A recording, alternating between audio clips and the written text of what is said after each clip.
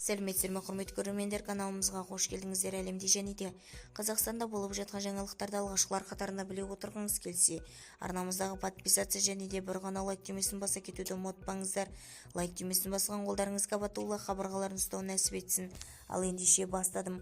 Қазақстанда 10 баласы бар отбасыға қанша жәрдемақы төленеді? Жыл басынан бері көп балалы отбасыларға берілетін мемлекеттік жәрдемақы мен орта есеппен 545,7 мың отбасы қамтылған. Еңбек және де халықты әлеуметтік қорғау министрлігінің мәліметінше, төленген жәрдемақының жалпы сомасы 205,2 миллиард теңге. Оның ішінде маусым айында 557,3 мың отбасына 34,9 миллиард теңге мөлшерінде жәрдемақы төленеді.